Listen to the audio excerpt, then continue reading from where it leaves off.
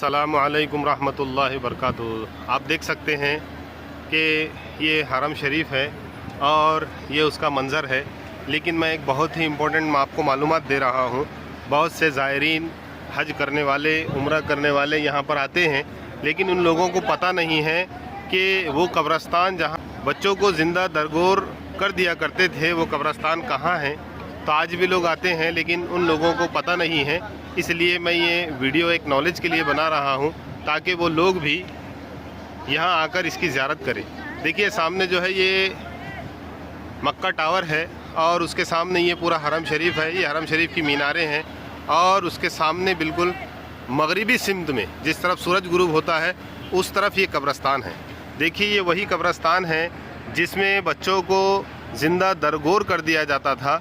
ये कब्रस्तान की आज भी कुछ कब्रें यहाँ पर आपको नज़र आ रही हैं। देखिए वो कब्रें हैं जो 1400 साल बीत चुके हैं। इसका तारीख़ कुछ इस तरह से है कि कई मरतबा इस हिस्से को भी हरम शरीफ में दाखिल करने की कोशिश कर दी गई है, लेकिन जिस वक्त में यहाँ पर तामीरी काम शुरू किया गया तो उस वक्त में यहाँ से आवाज़ें आना शुरू हो जाया करती थी, जिसकी वजह से उलमा के इत्तेफाक से यहाँ पर काम को बंद कर दिया गया। और ये शार इब्राहीम, जो आपको ये इब्राहीम खलील रोड जो दिख रहा है, उसको बाईपास करके साइड से निकाल दिया गया है। देखिए ये साइड से निकाल दिया गया है। ये शार इब्राहीम का रोड है और सामने इसकी जो है ये बड़ी बड़ी दो बिल्डिंगें हैं। और देखिए आप देख सकते हैं ये वही कब्रस्तान है जिस वक्त में हज़रत उमर रज़ी अल्लाह अन्हु कहा करते थे कि जिसको अगर अपनी बेटी को ज़िंदा दफन करना हो तो वो उमर के पास लाकर दे दे।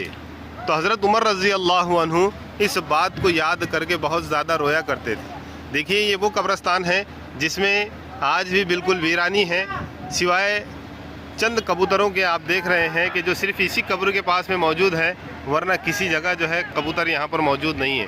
अक्सर देखने में ये है कि कबूतर भी इस कब्रस्तान के ऊपर से नहीं उड़ते हैं, तब के लाखों की तादाद में यहाँ पर कबूतर पाए जाते हैं। जिन हजरात को इस कब्रस्तान में आना हो तो वो शार इब्राहीम खलील रोड के बिल्कुल सामने से जो है इस तरफ यहाँ आ सकते हैं।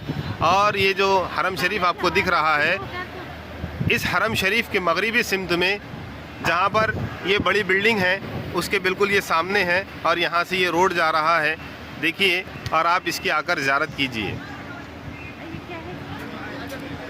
अल्लाह के रसूल सल्लल्लाहु अलैहि वसल्लम की जब बेइज्जत हुई तो अल्लाह के रसूल सल्लल्लाहु अलैहि वसल्लम ऐसे शफीक थे कि जिन्होंने औरतों को जीने का हक़ दिया और बच्चों को ज़िंदा रहने का हक़ दिया।